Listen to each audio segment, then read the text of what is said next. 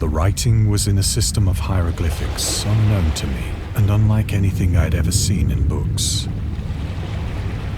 consisting for the most part of conventionalized aquatic symbols such as fishes, eels, octopi, crustaceans, mollusks, whales, and the like.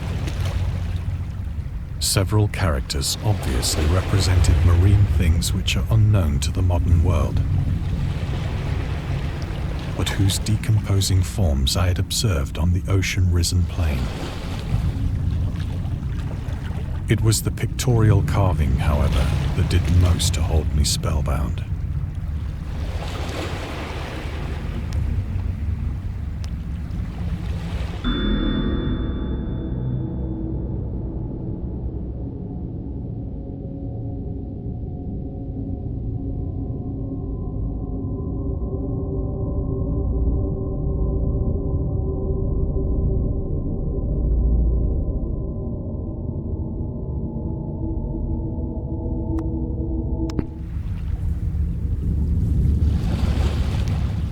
Plainly visible across the intervening water on account of their enormous size were an array of bas-reliefs whose subjects would have excited the envy of a Doré.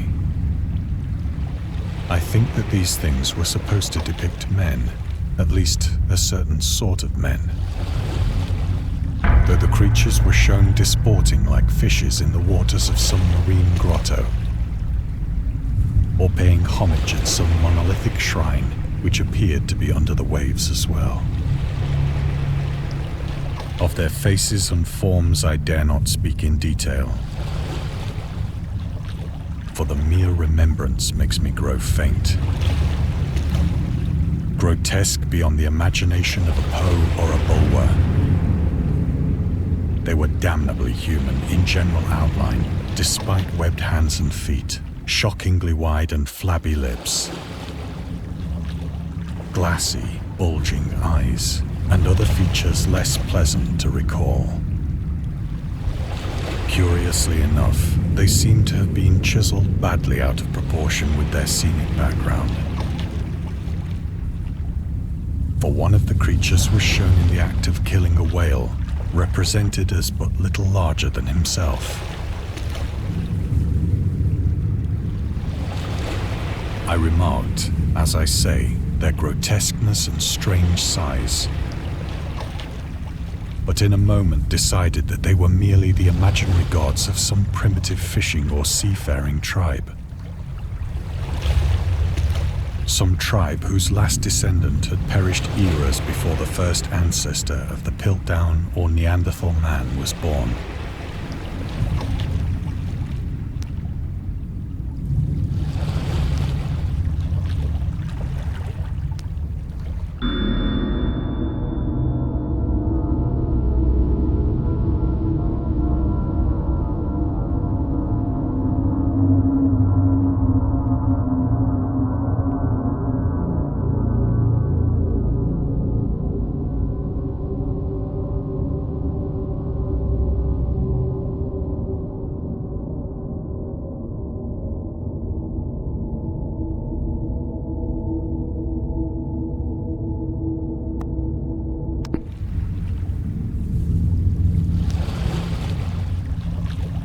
Awestruck at this unexpected glimpse into a past beyond the conception of the most daring anthropologist, I stood musing whilst the moon cast queer reflections on the silent channel before me.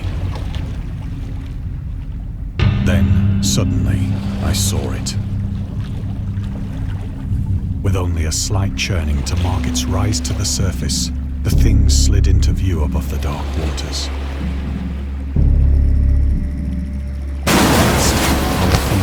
And loathsome, it darted like a stupendous monster of nightmares to the monolith, about which it flung its gigantic scaly arms, the while it bowed its hideous head and gave vent to certain measured sounds.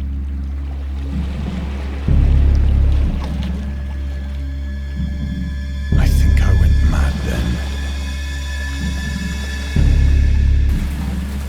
Of my frantic ascent of the slope and cliff, and of my delirious journey back to the stranded boat, I remember little.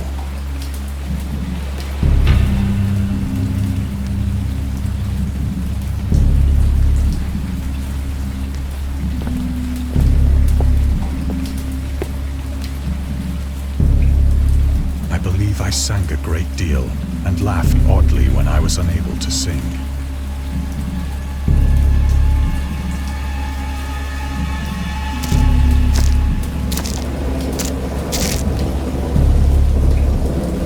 I have indistinct recollections of a great storm sometime after I reached the boat.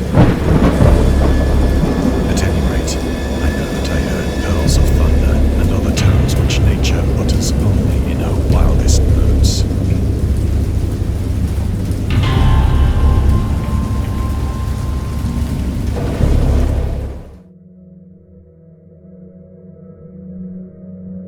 When I came out of the shadows, I was in a San Francisco hospital.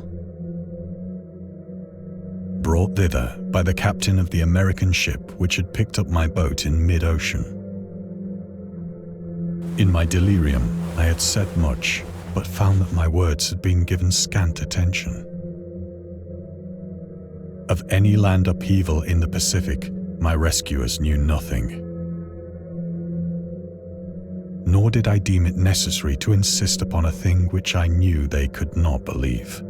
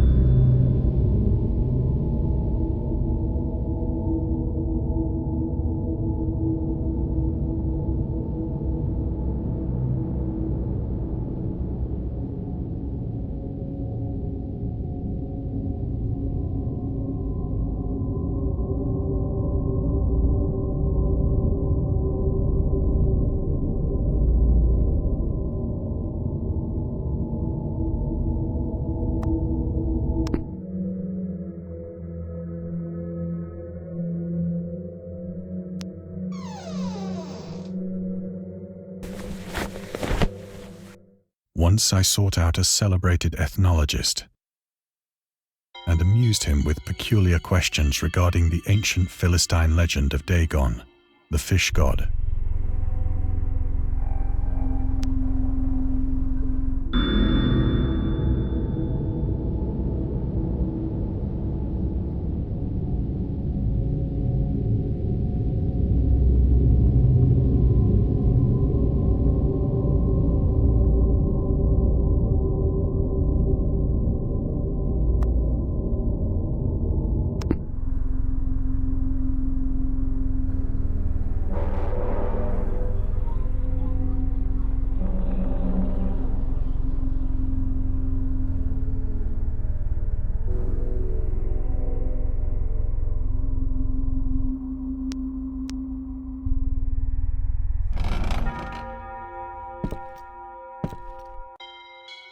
But soon perceiving that he was hopelessly conventional, I did not press my inquiries.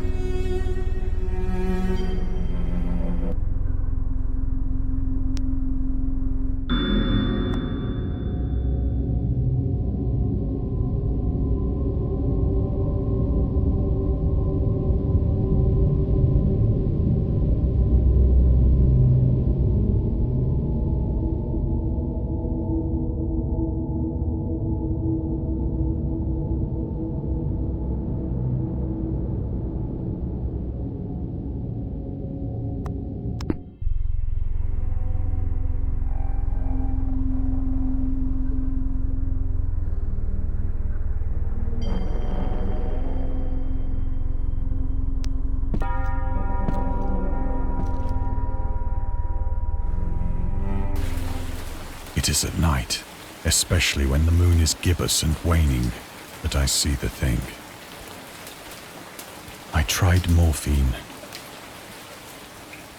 but the drug has given only transient surcease and has drawn me into its clutches as a hopeless slave. So now I am to end it all, having written a full account for the information or the contemptuous amusement of my fellow men.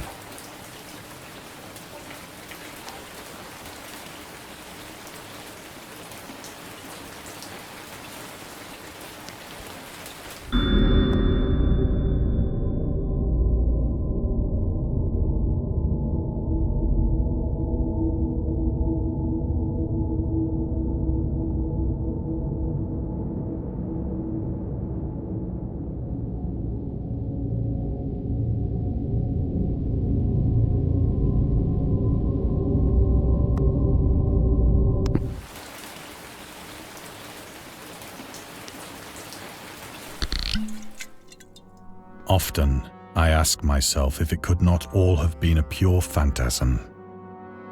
A mere freak of fever as I lay sun-stricken and raving in the open boat after my escape from the German man-of-war. This I ask myself, but ever does there come before me a hideously vivid vision in reply. I cannot think of the deep sea without shuddering at the nameless things that may at this very moment be crawling and floundering on its slimy bed, worshipping their ancient stone idols and carving their own detestable likenesses on submarine obelisks of water-soaked granite. I dream of a day when they may rise above the billows to drag down into their reeking talons the remnants of puny, war-exhausted mankind. Of a day when the land shall sink and the dark ocean shall ascend amidst universal pandemonium.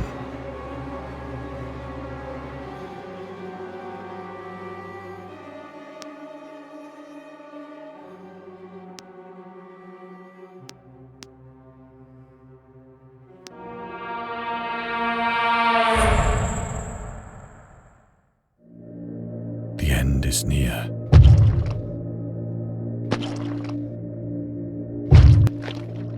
I hear a noise at the door, as of some immense slippery body lumbering against it.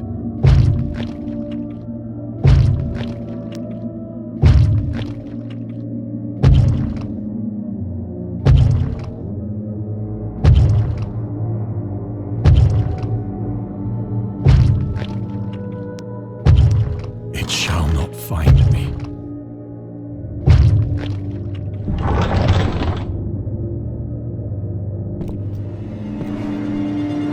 God, that hand!